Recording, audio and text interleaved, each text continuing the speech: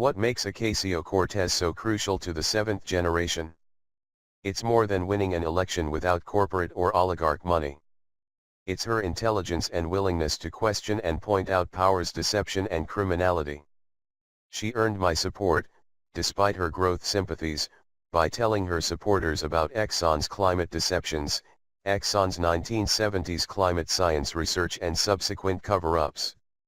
I would be living in bad faith if I ignored her and her politics. Still, I remain wary of politicians and know that democratic socialist, creeping socialism a generation ago, can lie just like oligarch news media and Republican climate deceivers.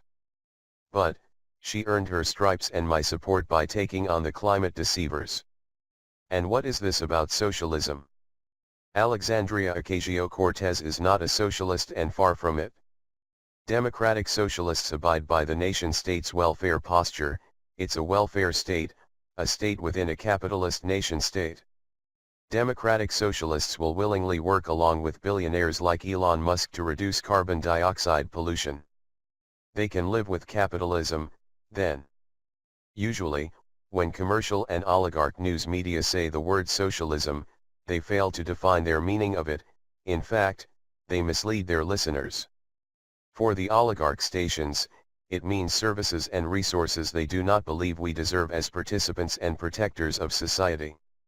For them, taxpayers should pay for roads, which are great for subsidizing business, firefighters, police, and wars, but not universal health care and higher education, which benefits society.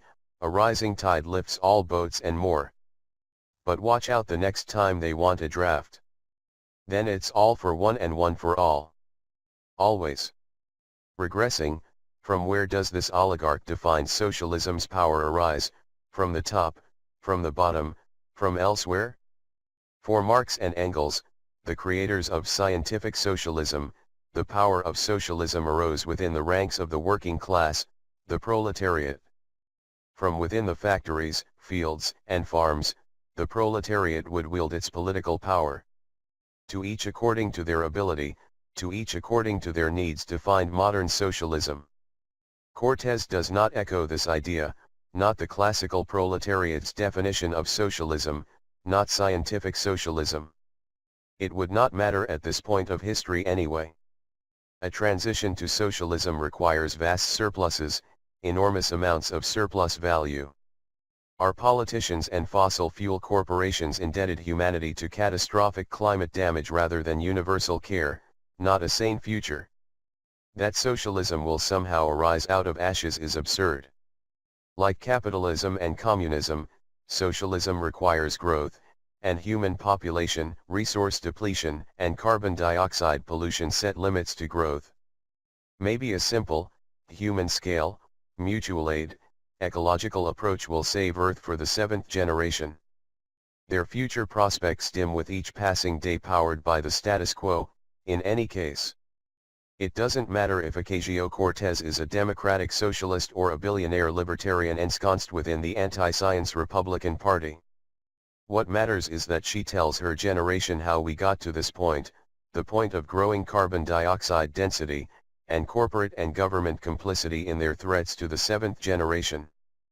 That's what matters and should be the only thing that matters, climate truth about our growing climate damage. And again, Ocasio-Cortez cannot, magically or otherwise, induce a transition to socialism. No one such power exists. Threats to capitalism are not from socialism, but from malfeasance by polluting, lying corporations and lying politicians. Population growth, resource depletion, and climate damage by rising carbon dioxide pollution are the single most issues. Ocasio-Cortez makes part of this matter known to her generation. Eddie Evans, Killer Ocean's webmaster.